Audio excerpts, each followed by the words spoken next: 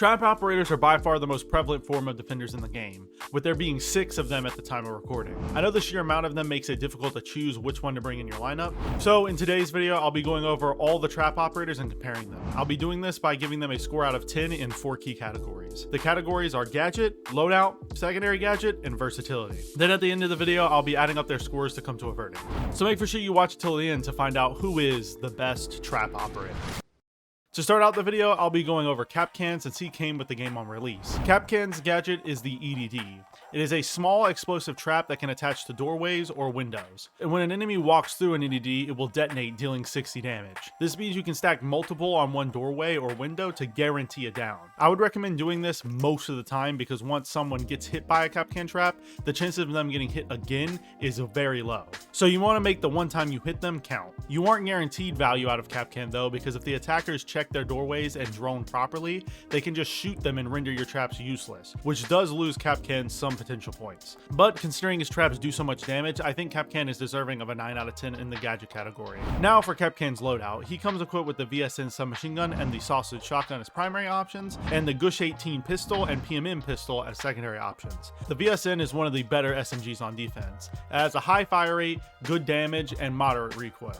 As for the sausage, you shouldn't ever be running it on Kapkan. It's a decent shotgun, but it isn't worth trading the amazing SMG that is the VSN for. As for his secondaries, the PMM is my favorite pistol in the game hands down. It has stupidly high damage for a pistol, with its only downside being its low mag size. But I think the trade-off is worth it. Now the GSH is a decent option, but just like the sausage, I don't think it's worth running over the other options that Kapkan has, especially considering how low of a damage the Gush has. Taking all of his options into account, I think he's worthy of a 7 out of 10 in the loadout category. Now for Kapkan's available secondary gadgets. He has the options between the Nitro Cell and Impact Grenades. These are 2 of the best secondary gadgets the defense has to offer. The Nitro Cell gives you the capability to deny a plant and get kills from below, while Impact Grenades can help you make rotates for the team and deal with any deployable utility the attackers may bring. So I think the only score Kapkan deserves in the secondary gadget category is 10 out of 10. Now finally, it is time to talk about Kapkan's versatility. I think Kapkan is one of the most versatile operators in Siege, considering the sheer number of bomb sites and maps you can run him on. He is also a 2-speed, meaning that you can have him roam or anchor depending on what you need. And on top of it all, he fits in pretty much any lineup you could possibly think of. So just for that reason, I'll be giving him a 10 out of 10 in the versatility category. I will now be moving on to Frosh, since she was the second trap operator to be added to the game. Her gadget is the welcome mats, which are basically just bear traps that when an attacker steps on them, they will immediately be downed. The main use of her bear traps is under windows to force attackers to look down and shoot while vaulting. This can allow Frost to swing an attacker and pick up a free kill, but they do have many more uses, and you can learn some pretty cool trap spots on most maps. I do think Frost's gadget is a little more niche than Kapkan's, and I think they take a little more time to learn, so I'll be giving Frost an 8 out of 10 in the gadget category. Now to discuss her loadout. She has one of the best loadouts out of any trap operator in this video, hands down. She has a choice between the 9mm C1 SMG and the Super 90 shotgun as primaries, and the ITA-12 shotgun and MK19 pistol as secondaries. If you've played Frost in the last 6 months, you likely know how strong her SMG is. It has a 1.5x, super low recoil, and high damage if you bring the extended barrel. I wouldn't be surprised if Ubisoft nerfs her SMG again due to how perfect it is. But her other primary option, the Super 90, is really bad. It used to be overpowered when Frost released, if you've been playing for that long, but ever since then it has kind of been a meme pick. Her secondaries are nearly just as good as her primaries though. Her ITA-12 allows her to set up the bomb site for her team, and if you want some extra lethality, you can bring the MK19 pistol. It has a solid damage and decent mag size. You can't really go wrong with it. So I think it's only fitting for Frost to get a score of 10 out of 10 on her loadout. Frost's secondary gadget options just so happen to be just as strong. She has a choice between the deployable shield and bulletproof camera. The deployable shield is by far the best secondary gadget in the game on both sides, but the bulletproof camera does bring down her score a bit due to how niche its use cases are. So I think the most I can give her is a 9 out of 10. Now for the final category, versatility. You can use Frost on a lot of maps, but she's by far the most useful on maps with a lot of windows for her to take advantage of. She is a 2-speed, which can help her be more versatile in the way she plays, but that doesn't make up for her gadget being a little more niche than Kapkan. What does is her secondary shotgun that allows her to easily set up the bomb site for the team. So I think she deserves a 10 out of 10 in the category just for that reason alone.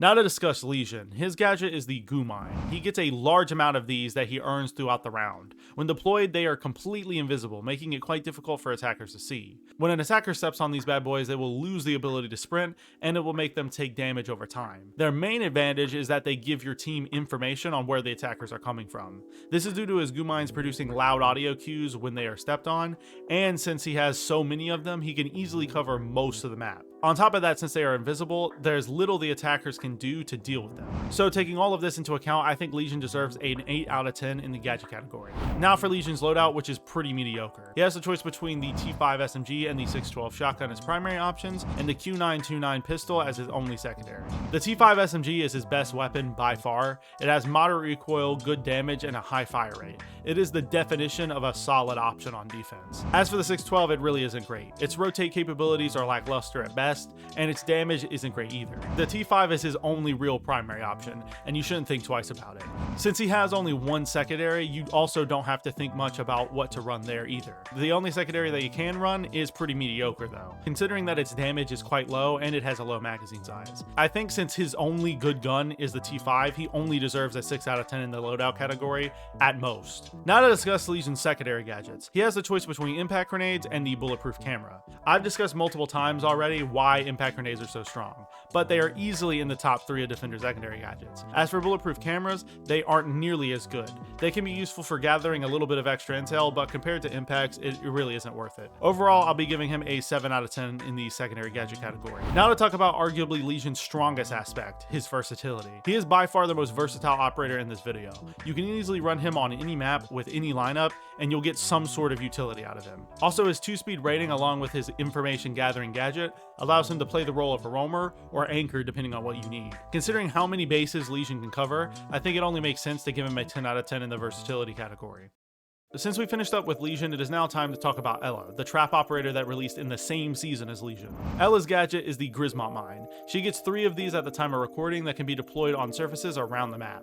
When an attacker walks within their line of sight, they will detonate, disorienting the attacker and creating a loud audio cue. Grismot mines are mainly useful for allowing you to swing the attackers while they are disoriented and while you have the info, but I think Legion's goos are just better than Ela's in every way.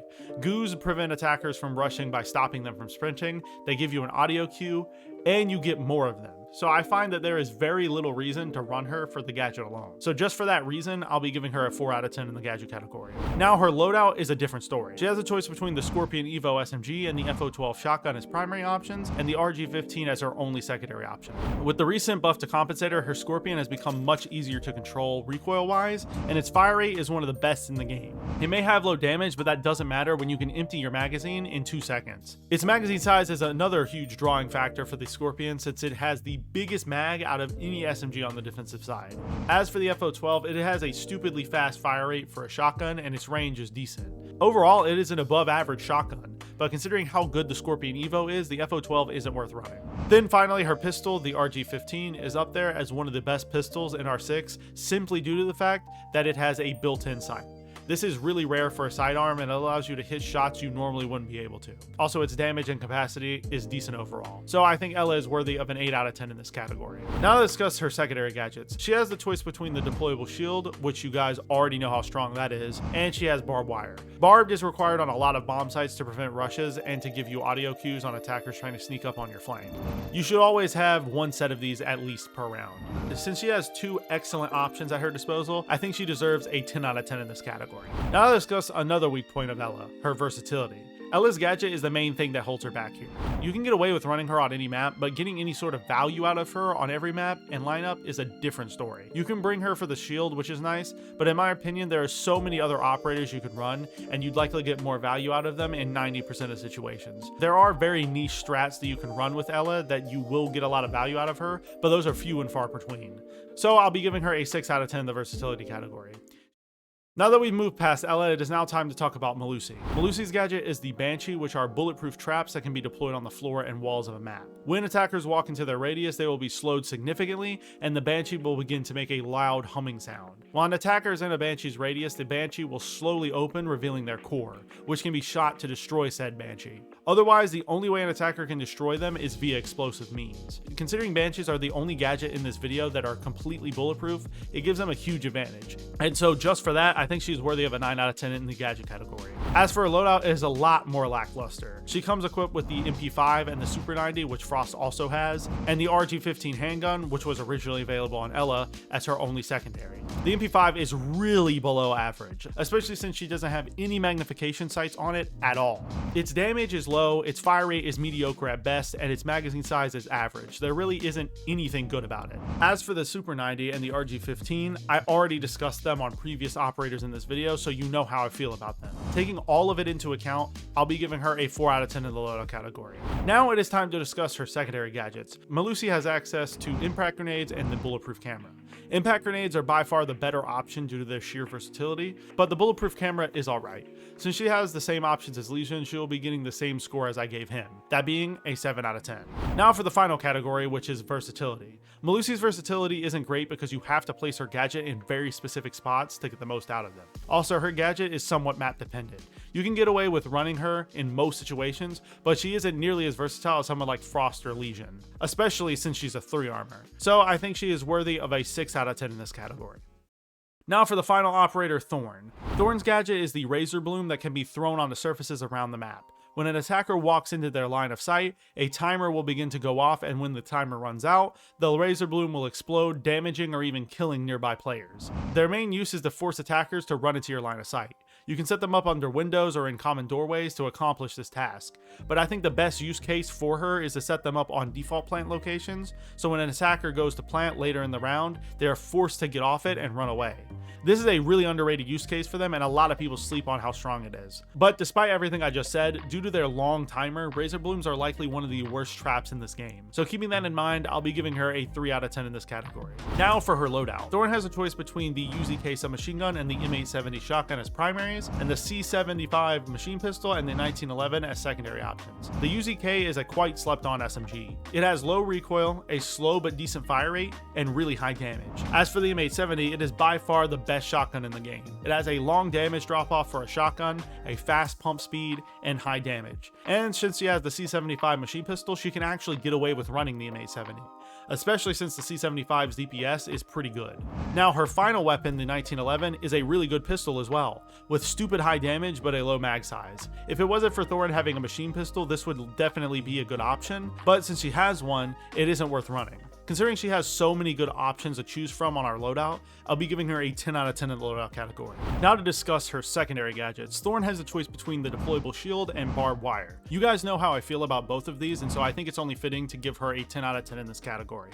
Now to discuss her versatility. Thorn is probably the least versatile operator in this video. She needs maps with lots of vertical play to get the most out of her gadget, due to most of her best razor bloom placements being in between floorboards. Also, you can't just throw her traps around and expect to get any sort of utility out of them. You have to place them in very specific spots or alongside other operators' gadgets to get anything out of them. For all of the stipulations that are needed to get something out of her gadget, I think she deserves a 2 out of 10 in this category, and that's pushing it. Now to answer the question you clicked on this video for, who is the best trap operator? Well, let's go to the scores. In the gadget category, Kapkan got a score of 9 out of 10, Frost got a score of 8 out of 10, Lesion got a score of 8 out of 10, Ella got a score of 4 out of 10, Malusi got a score of 9 out of 10, and finally, Thorn got a score of 3 out of 10. In the loadout category, Kapkan got a score of 7 out of 10, Frost got a score of 10 out of 10, Lesion got a score of 6 out of 10, Ella got a score of 8 out of 10, Malusi got a score of 4 out of 10, and Thorn got a score of 10 out of 10. In the secondary gadget category, Kapkan got a score of 10 out of 10, Frost got a score of 9 out of 10, Lesion got a score of 7 out of 10, Ella got a score of 10 out of 10, Melusi got a score of 7 out of 10, and Thorn got a score of 10 out of 10. Then finally, in the versatility category, Kapkan got a score of 10 out of 10, Frost got a score of 10 out of 10, Lesion got a score of 10 out of 10, Ella got a score of 6 out of 10, Malusi got a score of 6 out of 10, and Thorn got a score of 2 out of 10. This makes Kapkan's overall score a 36 out of 40, just 4 points away from being perfect. I think this is down to how versatile his gadget and loadout is as a whole. Now for Frost, she came out with a score of 37 out of 40, making her beat out Kapkan by just 1 point.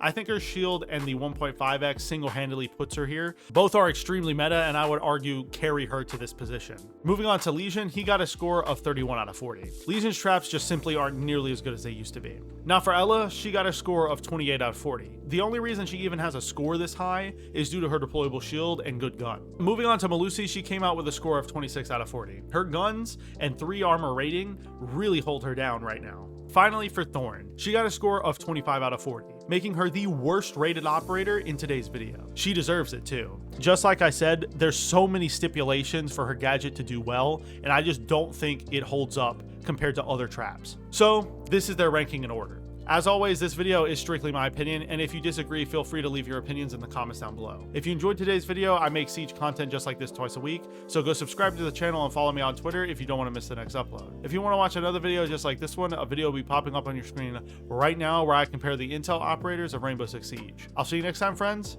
and peace.